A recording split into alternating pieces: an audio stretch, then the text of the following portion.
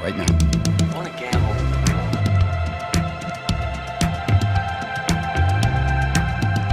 I never want to hear those words out of your mouth again. Gambling is not your problem. Has anybody ever told you before you're bad luck? Most gamblers, when they go to gamble, they go to win. Those were my mother's dying words. When we go to gamble, we go to lose. Show me the money. Let's get out of here, man. Show you the money. Honestly, let's just go. Let's go to Vegas.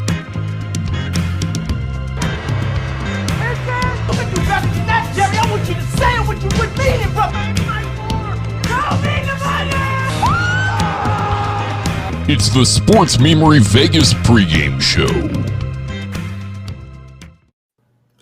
Gentlemen, week 9.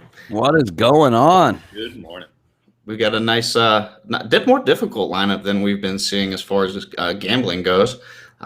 Hopefully, I mean, it's a tough week, but I thought last week was easy, and I lost my ass. So let's hope this week is something different. Well, I know we're going to be going against some of a lot of the things we stand for, but I'll go ahead and start us off with a nice cheers for the only undefeated team left in the NFL. Here we go. With you. Okay, so Steelers Cowboys. Obviously, everyone's anticipating a monster blowout. Garrett Gilbert is the wild card. Is this a Tomlin letdown game, boys? Man, I really don't think so. If maybe they had Dalton, if Zeke was more of a for sure thing, I could see this being Road Ben, Tomlin's special. I don't see it as this week. I think this is an absolute blowout, especially mostly because of the way the Steelers can get to the quarterback. Right, I think that's the name of the game. I think the pass rush, I think TJ and Bud on the edge really set the tone for this game. JC, do you have any players that you like as far as DFS is concerned in this game, other than the Steelers defense? So I keep finding myself searching around like the 4,000 to 5,600 range in terms of like finding that last flex player. And Chase Claypool sits right in there in terms of a guy that has a really high ceiling. I kind of like him as a potential, guy to get a touchdown and have a nice game. Right on. So yeah, I agree. If we're, since this is a gambling show, the only thing that you're gonna get in plus money is the Steelers' first quarter spread. They are plus 112 at a 3.5 first quarter line. I love that. I think the Steelers jump on them early. They've had great first drives in their last 3 games. And I can't believe I'm saying this. I really like Randy Fichtner's opening script. It's been a really good opening script, and I think it pays off. So I like Steelers as plus money in the first quarter. Okay, we could lock it in. So speaking of lock it in, we've got locks of the week. Last week, in case anyone forgot, we handed over Dolphins Rams under. It was a nail biter, but it still hit. This week, we're going under in Atlanta. We all love betting the overs. They're more exciting, but unders are usually the smarter, more intelligent man's way to go. Atlanta under 49. Denver's playing. Can you explain that reasoning at all? No, I can't. Because I like the over. I honestly like the over. I think that game. I think both teams can sling it. I think both defense. Well, Denver's defense is pretty good. Is that why you're going? Is because right now Denver's playing. If you look at PFF, Denver has a top 5 defense. So I thought you were talking about my dumbass statement. Atlanta's actually playing a little bit better defense ever since Dan Quinn was gone. It's a weird thing to say, right? It's Atlanta a very weird. defense. Yeah, so a very weird thing to say. And Denver's been inconsistent, but they're managing. Drew Lock will have 3 touchdowns, I think, today, but I think it's going to finish roughly 24-21, give or take, whoever misses their last field goal. Give me the under 49. Is there any players you like from in that game? Yeah, interesting. Actually, I'm with you on the over, and I am running in a couple of my lineups, doing a team stack with Drew Lock, who's really cheap, Jerry Jeudy, who's really cheap, as well as Noah Fan, I think is a pretty good tight end value. So that's one roster line I am kind of stacking together in a couple rosters. Awesome. Yeah, I'm definitely I definitely have that as my lock of the week. I think the over is pretty comfortable there. I think Marcus is a big dumb idiot. My lock of the week is Seattle -3. I just hate Buffalo's trajectory. I don't think a shootout is the type of game Buffalo can keep up with, and that defense has been pretty disappointing in Buffalo. So I like Seattle as road favorites, giving 3 points. That's my lock of the week, along with the Atlanta over. Now, please do not sleep on the under there. I think it's set at 55. Seattle's been historically bad for them recently this year, but the return of Jamal Adams is going to be huge. Carlos Dunlap, they signed him to add some extra pressure. I would have put that in for my super lock, but I didn't want to have both of our locks from one game. That 55 is a lot of points. That's a great under potential there. So one thing that we always love saying is unders are for pussies. So some of the overs that we like, you're touched on Atlanta. What are some high scoring affairs we should expect today? Yeah, so neither offense has much to desire, but 42.5 in an NFL football game is just hard for me to avoid, right? So I'm looking at the Giants and the Washington football team as over 42.5, just because I believe there's capable individuals that can score. I don't know who it's going to come from. I don't know why it's going to come, but that's just me basing that talent is able to score more than 42.5 points. And then I think the New Orleans Tampa Bay game at 50.5. 50.5 is a lot of points, but I think everyone's kind of expecting a defensive struggle, and it's one of those that surprise. And I think talent kind of weighs out here. Michael Thomas is back. AB is in the picture. I think there's too much offensive talent. I like something like 27-24, 28-24, something like that in that New Orleans Tampa Bay game. So if you're looking for an over parlay, I have Atlanta over 49, Giants Washington football team over 42.5, and New Orleans Tampa Bay over 50.5. I think Dalvin Cook's primed, I guess, for a big day, but I think a lot of scoring will be coming from the Detroit side of the ball. Give me over 51 there, and hopefully we can get a bounce back with the Las Vegas Raiders after their 16-point dud against the Cleveland Browns. Yeah, so I got a question for JC. What do you think about Marvin Jones with Galladay out? How is he for a play in daily fantasy? Yeah, and that was one of the big things this morning because I had him out he's a good value in terms of what he costs. I think he's around like 5,400 on DraftKings. So that makes him a much better play now that Stafford is back. I had with Chase Daniel in there. I wasn't going to touch him, but now that certainly makes him a nice play against what's a very cushy defense to play against. I'm with you there. Yep, I'm also not in daily fantasy, in regular fantasy. I am starting Marvin Jones over Chase Claypool. What do you think about that decision in the flex? I think so with Chase, and they're actually kind of similar DFS values. I think it's, kind of 50-50. Chase probably has a little bit of a higher ceiling in terms of Boom. what he's produced so far this year. But, Marvin Jones would probably be a better safe play, and I think he has plenty of volume in this game for sure. Yep, I agree with that. How about unders? We always say, well, not we always say, but technically I think overs are for big dumb idiots. There's just not fun, right? Like you want to points are fun, touchdowns are fun. Rooting for defense just isn't as fun. But I do have a few under plays, and I think they're fairly easy, and most of it is based on bad quarterback play. So I have Houston Jacksonville at 50.5. I think that was almost my lock. I cannot see a way they get to 51 points in that game. I think Deshaun Watson has a huge game, but I don't think he can score enough to touch that over. And then the Pittsburgh-Dallas game and the New England and New York Jets game are both at 42.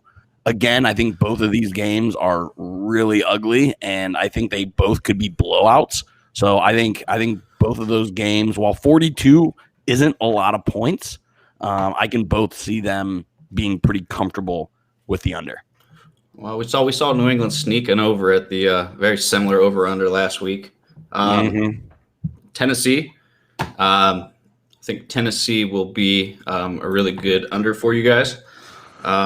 It's going to be Why is that?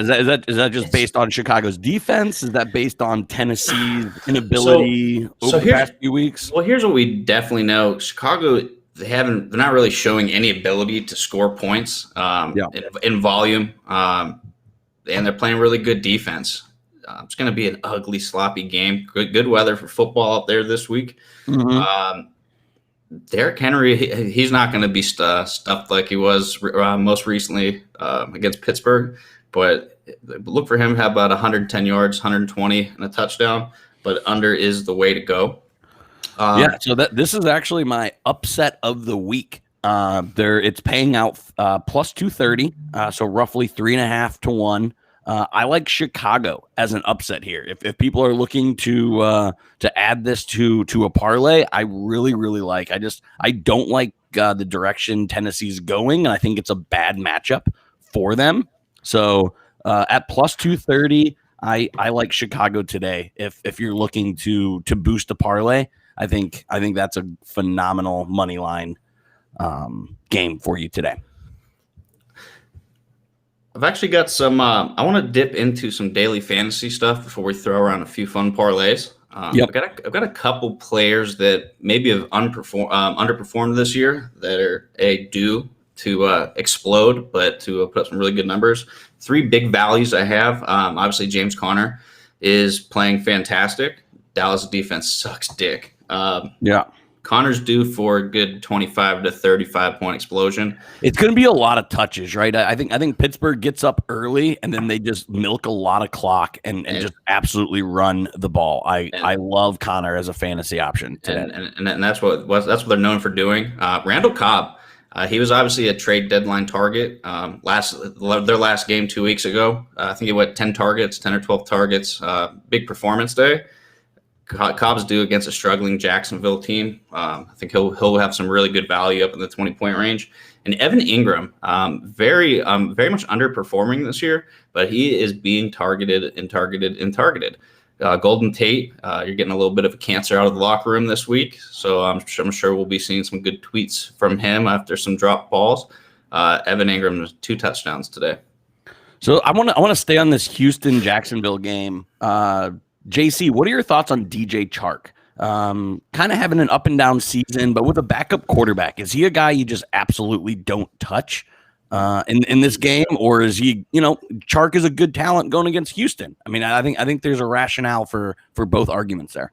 Yeah, I mean, they said they wanted to get Luton involved because they're going to be able to spread the deep ball, which certainly favors Chark. So maybe that's a play, but I just think it's a little bit too risky this week, even though the Houston defense isn't great. I think the only person you can trust on the Jacksonville offense this week is going to be James Robinson. He's about 7,000 on DraftKings, but he's going to be just a big volume play. That's about the only guy I can start in Jacksonville. Yeah, for those in 10 or 12 team leagues, if Randall Cobb isn't on your roster, add him. I know he was he's definitely. I love that pick by Marcus on your part there with Randall Cobb. I think that's going to be a good play today. What are some good some deep sleeper DFS plays this week, James? It's been tough. I mean, especially with all the new quarterbacks, it's hard to find that really deep 3,000 level guy. I think probably my favorite low play is Jordan Howard at 4,000. Then we talked about him a little bit. He's been the goal line guy. He's had success with it. And if he's going to get a full workload, got to like him for at least a touchdown at 4,000. He's pretty much free in terms of a running back. You can't really trust DJ Dallas this week. Alex Collins wasn't even on DraftKings as of yesterday. I don't know if they updated that this morning, but I don't like that so much. Receiver-wise, if you're going to throw a dart out there, like I mentioned, I like Jerry Jeudy a lot. I think KJ Hamler could be, just with his speed, a dart throw guy. People are talking maybe Gabriel Davis just because that game can be so high scoring, but even a guy like Jalen Guyton, who's been a huge deep ball guy, if you really want that dart throw, those would be the ones I'd go in the 3,000 range. All right. Do you guys have any other best bets for the week? I do like the Chargers to actually come through as plus money on that game. I like the Chargers over Denver. And a game it was plus money on Friday when I locked it in. They are now favorites. But my other upset was going to be Indianapolis over Baltimore money line. Right now, Indianapolis is -1. I got it at +1.5 on Friday. Do you guys have any feeling for the Ravens Colts game? Because I think outside of New Orleans, Tampa Bay, I think that's probably the other best game of the week. So I was going to go with my lock for the week was going to be the Ravens. Wow. Okay. Why is that? So I think Lamar bounces back a lot this week. Has nothing to do with Des Bryant or anything like that coming in, although maybe he can help spread the field, something like that. But I think Lamar has a big bounce back week. I think that defense, Phillip Rivers is so turnover prone. I think that defense gets a touchdown today as well. And I think it's going to be a big bounce back week for Baltimore. I like them to win, no doubt. Yeah, see that game, Phillip Rivers is really the reason why I'm staying away. But I think under is definitely my play there. Just another greedy game for 2 playoff contenders. Yeah. So do you like any of the Colt receivers as basically a free play in daily fantasy? Like I know Micah Johnson has been a talk of the town here in Indianapolis. Do you like anyone on the offensive side for Indianapolis, or is that just an absolute stay away for you? It's just tough. I mean, even their backfield is so spread out. It's really hard to pick one. If you, like I said, if you're going to play one in that and you think it's going to be a higher scoring game, just play the cheapest guy. And kind of hope for the best there. But I just think it's a little bit too risky to count on that, and I don't like it as a money play. Marcus, do you think Lamar feeds Hollywood Brown after his complaining after the game last week, or do you think that falls on deaf ears? I think they're going to take a few shots at him, but we know that Lamar can't throw it downfield. I think Lamar can't throw. You can just stop your sentence at that. Yeah, you're actually going to see one turnover with a forced pass towards Hollywood Brown. He gets it from from Antonio. Just someone you just really need to get the hell out of there. He hasn't performed. He hasn't shown anything or earned the respect to call out your quarterback, an MVP quarterback. Make it ugly. Nice physical game. Knock a couple guys out for the long term, and just give the Steelers a little bit more cushion going into week 10.